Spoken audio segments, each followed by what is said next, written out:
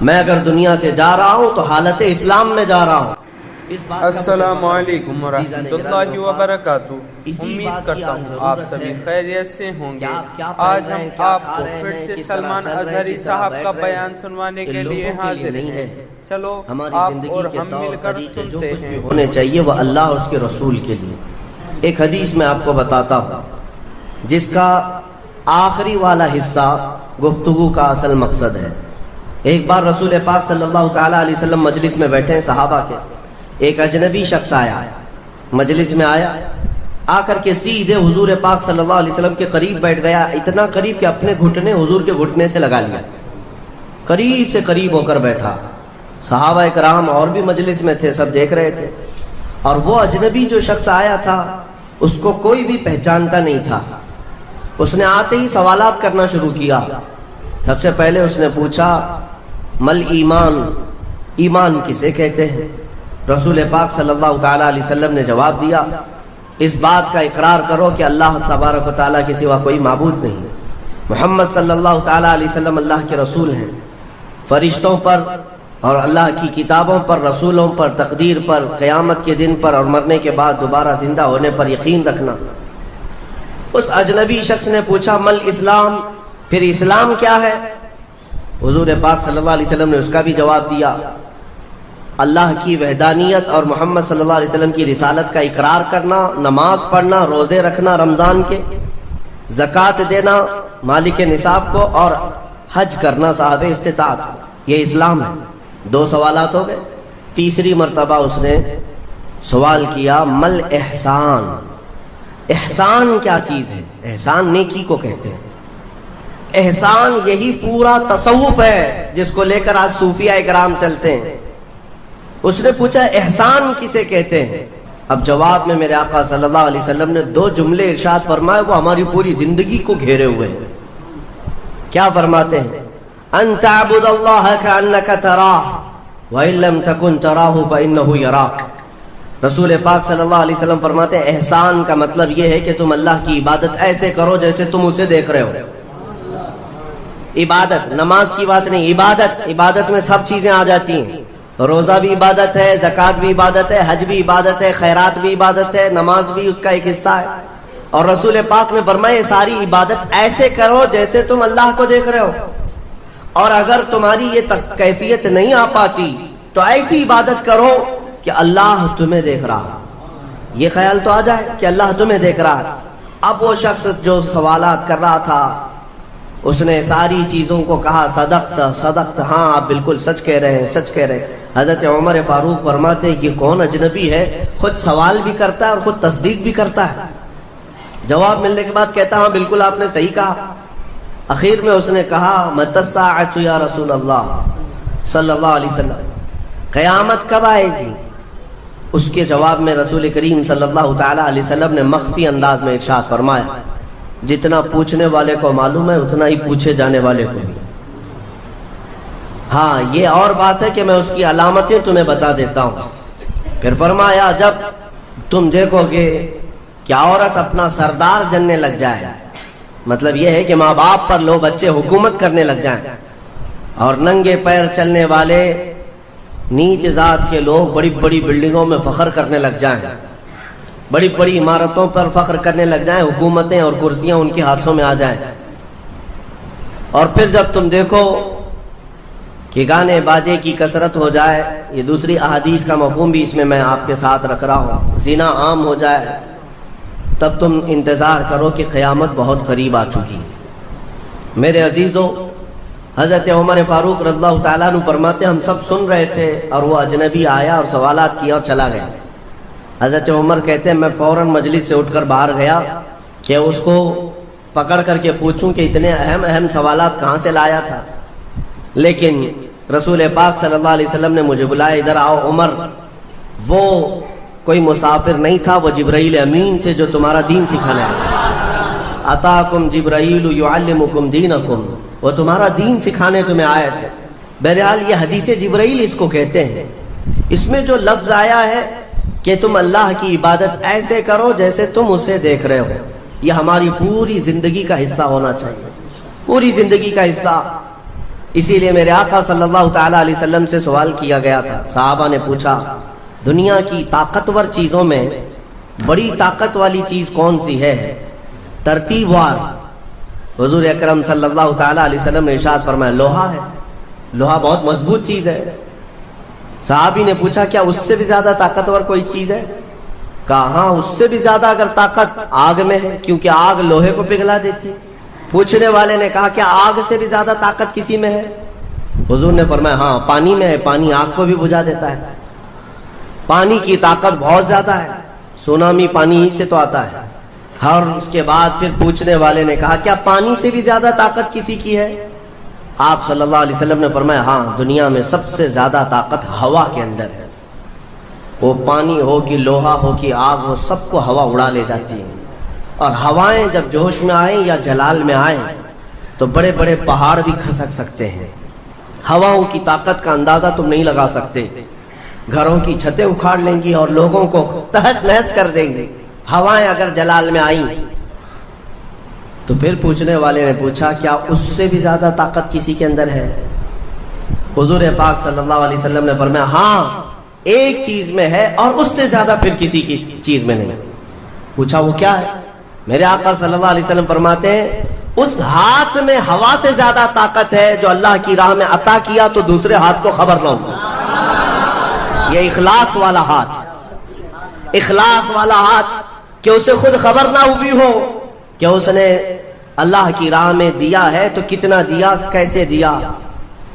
میرے عزیزو یہ اس کو اخلاص کہتے ہیں، یہ خالص اللہ کے لیے دیا، خالص اللہ کے لیے دیا، اس کی طاقت بہت زیادہ ہے۔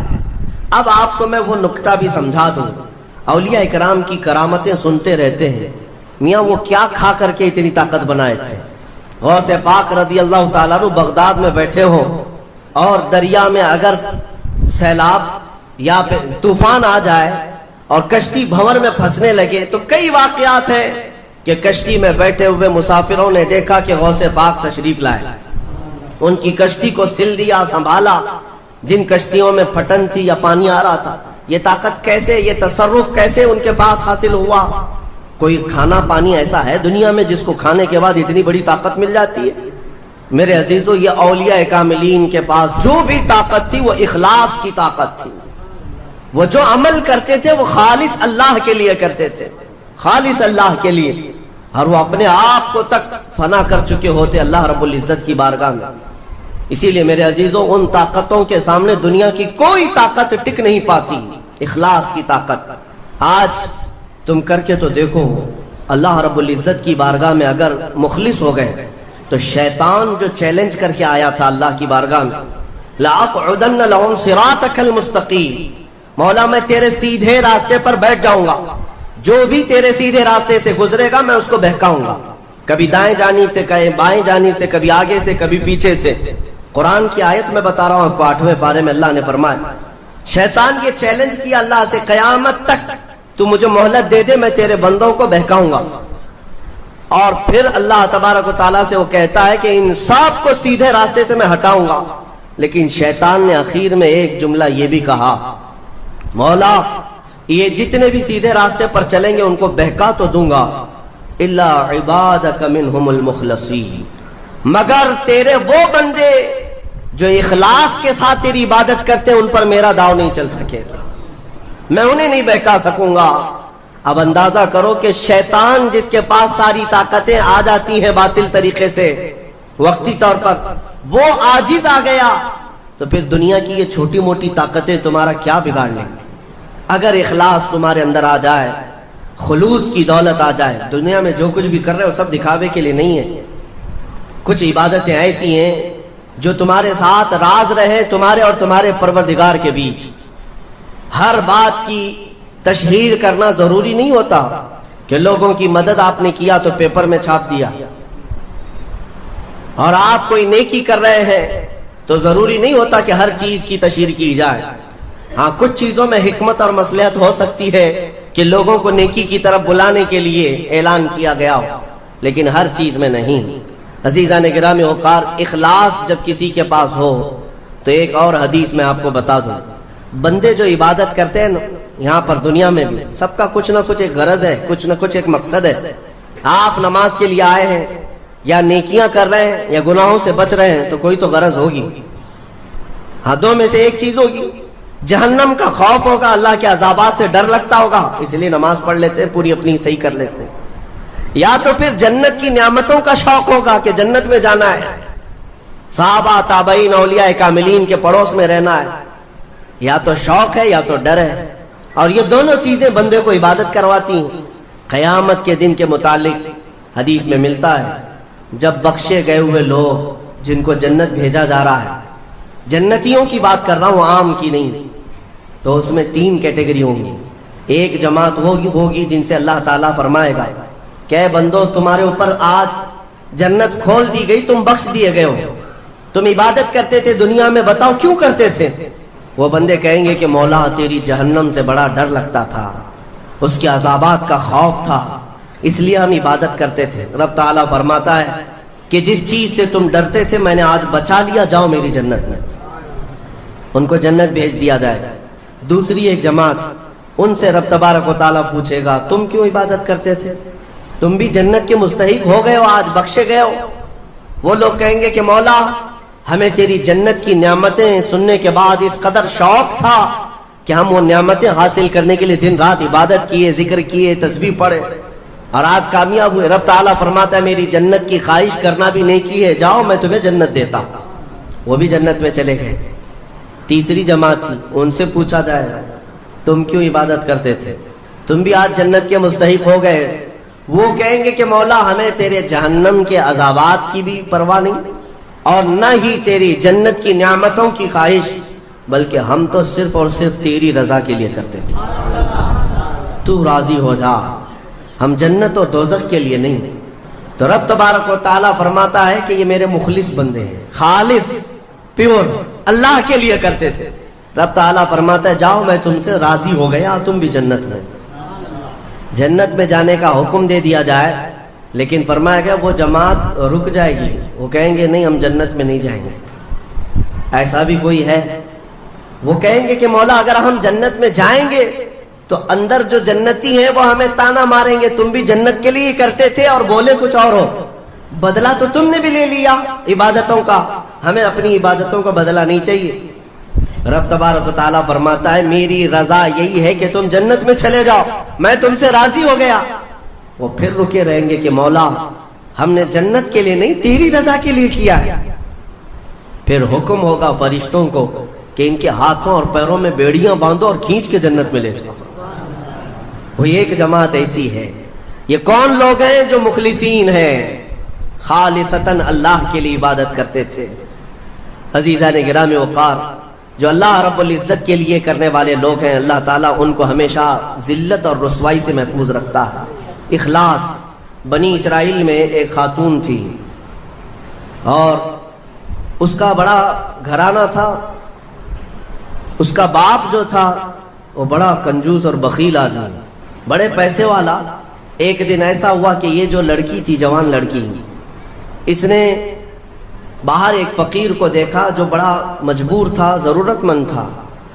اس کو اٹھا کر کے اچھی خاصی دولت اپنے باپ کی دے دی. اور باپ کو پتا چلا تو اتنا غصے میں آیا کہ میں پھوٹی کوڑی نہیں دیتا اور تو اتنی بڑی دولت اٹھا کر دے دی.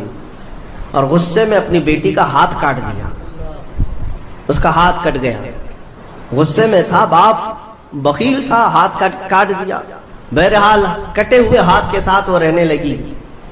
تھی اللہ رب العزت کی رضا چاہنے والی. کئی دن تک اسی طرح گزر گئے. اب باپ بڑے پیسے والا تھا اس زمانے میں، وہ ہاتھ چھپا کر کے رہی. پھر اس کا رشتہ آیا ایک بہت بڑے خاندان سے، اور بڑے خاندان کا جو شہزادہ تھا اس نے پسند کر لیا. شادی کی ڈیٹ قریب آئی. ان لوگوں نے ہاتھ نہیں دیکھا، بس چہرہ اور باقی ساری چیزیں دیکھی، اور انہوں نے بھی چھپا رکھا کہ ہاتھ نہیں ہے. کٹے ہوئے ہاتھ کے ساتھ کون شادی کرے گا؟ بہرحال شادی ہو گئی. شادی ہونے کے بعد وہ گھر رخصت ہو گئی. اپنے نئے دولہے کے ساتھ وہ اپنے گھر پر بیٹھی ہے دسترخوان پر. وہ بائیں ہاتھ سے کھایا کرتی تھی، ایک ہاتھ تو کٹا ہوا تھا، چھپا کر کے رکھتی تھی. दस्तरखान पर जब बैठी, उसका नया दूल्हा है, उसके घर वाले, खाने के वक्त अब हाथ निकालने की बारी आ गई। वो बाएं हाथ से खा रही थी तो उसके शोहर ने कहा कि क्या सीधे हाथ से नहीं खा सकती? अस्सलामु अलैकुम व रहमतुल्लाहि तआला व बरकातुहू। अल्हम्दुलिल्लाहि व कफा व सलामुन अला हबीबिहिल मुस्तफा। अल्लाहुम्मा सल्लि व सल्लिम व बारिक अला सय्यिदिना मुहम्मद व आलिहि व सहबिहि व बारिक व सल्लिम। मेरे अजीज साथियों, अजीज़ान गिरामी वक़ार, रमज़ानुल मुबारक के 30 रोज़े मुकम्मल हो चुके अल्हम्दुलिल्लाह, और हम कल ईद मनाने जा रहे हैं। ईद उल फित्र की तैयारियों में पूरा आलम इस्लाम लगा हुआ है, खुसूसन हिंद। अजीज़ान गिरामी, वही ईद जिसकी तैयारियों में हम 1 महीने पहले से इंतजार करते थे बचपन में। पूरे घर वालों के लिए कपड़े सिलवाना, घरों में रंग और रोगन करना, औरतों में मेहंदी की रस्म, खाने पकाने की तैयारियां। मगर मैं आपको बताना चाहता हूं, ये 2021 की ईद क्या वही तमाम खुशियां लेकर के हमारे घर आई है? जबकि हम कल ईद मनाने जा रहे हैं हिंदुस्तान में। पहली बात तो यह है कि हमें मस्जिदों से दूर रखा गया है। हमें न मस्जिद जाने की इजाजत, न ईदगाह में जाने की इजाजत, सिवाय चंद अफराद के। हम मुकफ्फल अपने घरों में बैठे हैं। हमसे इबादतों की तौफीक छीनी गई है, जमाअत कसीरा की तौफीक छीन ली गई है। हम कल ईद मनाने जा रहे हैं, हमारे हालात ऐसे हैं। सच बताऊं ऐ मेरे अजीजों, ये आने वाली ईद 2021 की ईद उल फित्र हमारे साथ बहुत सारे सब्र का इम्तिहान लेकर के आई है। एक तरफ हम कल ईद की खुशियों की तैयारियों में लगे होंगे, लेकिन आपको ये भी बता दूं, मुल्क फिलिस्तीन के निहत्ते बच्चे कल अपने जनाजों की तैयारियों में लगे हुए हैं। वहां ईद की कोई खुशियां नहीं है। मस्जिद अक्सा खून में नहा रही है। वहां से रोते बिलखते बच्चों की सदाएं पूरी दुनिया को झिझोड़ रही हैं। क्या ऐ लोगों, क्या तुम्हारी गैरत मर गई? तुम अपनी ईदों की तैयारियों में हो, यहाँ हम अपने जनाजों की तैयारियों में हैं। आप याद रखना, कल ईद के खाने पक रहे होंगे। उन फिलिस्तीनी निहत्ते मजलूम बच्चों के लिए खाने की बात तो दूर की है, उनके लिए इलाज मुआलजे की कोई दवाइयां तक पहुंचने नहीं दी जा रही हैं। ऐ मेरे अजीजों, हमें ईद मुबारक किसी और तरीके से पेश की जा रही है यहाँ पर, लेकिन फिलिस्तीन के बच्चों को ईद मुबारक गोलियों से, बम और बारूद से पेश की जा रही है। क्या अब भी हम उन खुशियों के साथ ईद मनाएंगे? क्या अब भी हम आला किस्म के कपड़े पहन करके ईद मनाएंगे? मैं अपने नौजवान बच्चों से कहता हूँ, अल्लाह के कहर और गजब को याद करो। यकीनन उसने ईद हमें तोहफे में दी है, लेकिन ये तमाम जो दुनिया के हालात हैं, मस्जिद अक्सा, बैतुल मुकद्दस, क़िबला अव्वल, आज वहां पर हालात ऐसे हैं कि पूरे दुनिया के मुसलमानों को वहां से झिझोड़ती हुई आवाज आ रही है। तुम खुशियों में इतने ना इतराओ, ये जो आग लगी है फिलिस्तीन में, उसकी चिंगारियां करीब तुम्हारे घरों तक भी आएंगी, तुम्हारे खिरमन को भी जलाने वाली हैं। इसलिए मेरे अजीजों, ज्यादा ना इतराओ। एक तरफ फिलिस्तीन खून में नहा रहा है, दूसरी तरफ यहाँ हिंदुस्तान में हम ईद मनाने जा रहे हैं, जबकि मेरे मुस्तफा करीम सल्लल्लाहु तआला अलैहि वसल्लम की शान में गुस्ताखियों पे गुस्ताखियां हो रही है, गंदी गालियां दी जा रही। रसूल मुख्तार सल्लल्लाहु तआला अलैहि वसल्लम की शान में नाज़ेबा कलमात, कुरान अजीम, इस्लाम और अल्लाह रब्बुल इज्जत को निशाना बनाया जा रहा है, और हम कल ईद मनाने जा रहे हैं। तीसरी बात यह है कि मेरे अजीज हो, रब ताला का कहर इतना आम है कि पूरे हिंदुस्तान भर में मौतें इतनी आम हैं कि लोग जनाजा उठाने को तैयार नहीं है। लोग इस कदर मर रहे हैं कि लोगों के लाशों को दरिया बुर्द किया जा रहा है, बहते हुए नालों में फेंका जा रहा है। ये तो हमारे हालात हैं। ईद हमारे लिए कौन सी खुशियों की सौगात लेकर आई है? ये हमारे एहतिसाब का वक्त है, मौला के हुजूर गिड़गिड़ाने का वक्त है। तुम अपने जिस्मों पर कीमती लिबास डालकर या कल के दिन आने वाले खुशियों को अपने लिए नाफरमानियों और खुदा ताला के नाफरमानियों में मुलविस करके दिन ना मनाना। ऐ नौजवानों, याद रखना, तुम्हारे लिए भी अल्लाह की पकड़ आ सकती है। यहाँ एक तरफ कोरोना की मर्ज ने कहर ढाया है, तुम अपने घरों में मुकय्यद हो, लोग बीमारी के खौफ से मरे जा रहे हैं। और सबसे बड़ी बात ये भी मैं बताऊं, अल्लाह के कहर और गजब की एक निशानी हिंदुस्तान में हमें जो देखने मिल रही है, रोजाना उलमाए अहले सुन्नत और हमारे अकाबिरीन दुनिया से रुखसत हो रहे हैं, उनके जनाजे उठाए जा रहे हैं। इतने मैसेजेस आ रहे हैं जितनी खैरियत के मैसेज नहीं आते, इंतकाल की खबरें आम हैं। ऐ मुसलमानों, कल ईद उल फित्र जरूर है, مگر رب ذل جلال کے حضور گڑ گڑانے کی عید ہے۔ مولا کے حضور یہ گڑ گڑا کر کے ضرور مانگو کہ مولا امت مسلمہ پر آئے ہوئے یہ قہر کے اور تیرے غضب کے معاملات کو دور فرما دے، امن و سکون کی وہ سانسیں پھر سے امت مصطفیٰ کو عطا کر کہ ہم شانہ بشانہ مل کر جس طرح ماضی میں عیدیں مناتے تھے مولا سکون کے ساتھ عید منائیں۔ اب ہم کیسے عید منائیں جہاں فلسطین کے بچے رو رہے ہیں، وہاں کی مائیں اپنی کوکھ کے اجڑنے پر ماتم کر رہی ہیں، ہم کیسے عید منائیں جہاں لوگوں کی صفوں سے زیادہ جنازوں کی صفیں لگی ہوئی ہیں، قطاریں میتوں کی لگی ہوئی ہیں، ہم کیسے عید منائیں جب تیرے نبی کونین صلی اللہ علیہ وسلم کی عزت سلامت نہیں ہے، ہم کیسے عید منائیں جہاں قرآن عظیم اور رب ذوالجلال اور اسلام کی عزتیں پامال کی جا رہی ہیں، ہم کیسے عید منائیں۔ اور آج کے حالات میں ہماری بچیاں ہمارے بچے سب کے لیے میں یہی گزارش کروں گا، کل کی بیل آئیکن بھی دبا دیں۔ ملتے ہیں اگلی ویڈیو میں۔